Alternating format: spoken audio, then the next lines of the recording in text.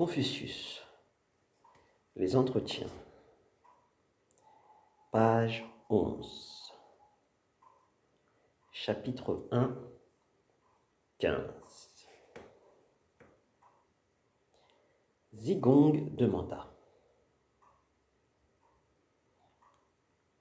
que diriez-vous d'un pauvre qui serait sans servilité, ou d'un riche qui serait sans arrogance? Le maître dit: pas mal, mais il y a mieux. Un pauvre qui serait joyeux et un riche qui serait poli. Zigong dit: dans les poèmes, il est écrit: comme corne qu'on taille, comme ivoire qu'on sculpte, comme jade qu'on cisèle, comme pierre qu'on polit. N'est-ce pas la même idée?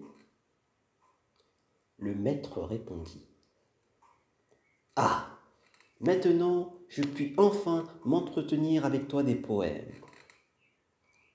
On t'enseigne une chose et tu es capable d'en déduire une autre.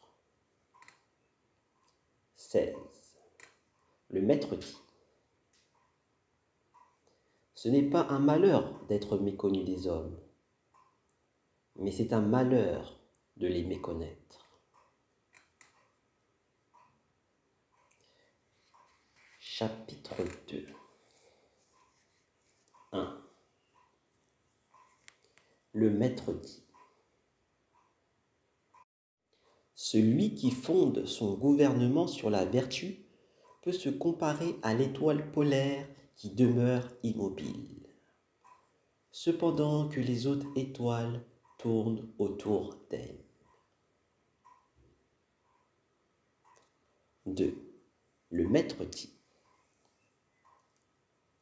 une seule phrase peut résumer les 300 poèmes, et c'est penser droit. 3. Le maître dit: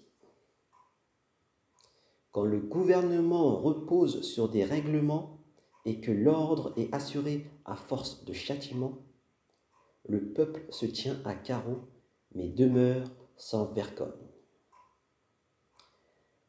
Quand le gouvernement repose sur la vertu et que l'ordre est assuré par les rites, le peuple acquiert le sens de l'honneur et se soumet volontiers. 4. Le maître dit: à 15 ans, je m'appliquais à l'étude. À 30 ans, mon opinion était faite. À 40 ans, j'ai surmonté mes incertitudes. À 50 ans, j'ai découvert la volonté du ciel. À 70 ans, nul propos ne pouvait plus me troubler. Maintenant, à 70 ans, je peux suivre tous les élans de mon cœur sans jamais sortir du droit chemin. 5. Le seigneur Meng Yi demanda en quoi consistait la piété filiale. Le maître dit: ne désobéissez jamais. Comme Fan Xin, lui, conduisait son char, le maître lui rapporta cet entretien. Meng m'a demandé en quoi consistait la piété filiale, et je lui ai répondu de ne jamais désobéir. Qu'est-ce à dire? Demanda Fan Xin. Le maître dit: du vivant de vos parents, servez-les selon les rites. À leur mort, enterrez-les selon les rites, et puis sacrifiez à leur mémoire selon les rites.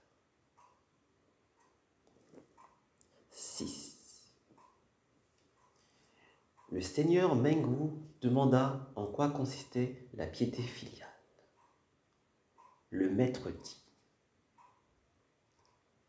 la seule inquiétude qu'un bon fils donne jamais à ses parents est celle de sa santé. 7. Ziyu demanda en quoi consistait la piété filiale. Le maître dit: de nos jours, quiconque assure la subsistance de ses parents passe pour un bon fils. Mais on nourrit bien les chiens et les chevaux.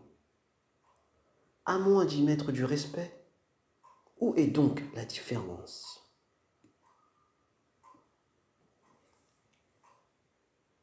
Zizia demanda en quoi consistait la piété filiale. Le maître dit: tout est dans la manière. Pour les cadets, ce n'est pas simplement affaire d'alléger la tâche de leur aîné ou de leur offrir la primeur des vins et des viandes. La piété filiale est bien plus que cela. 9. Le maître dit: je peux parler à Yan Yu pendant un jour entier sans susciter la moindre objection de sa part.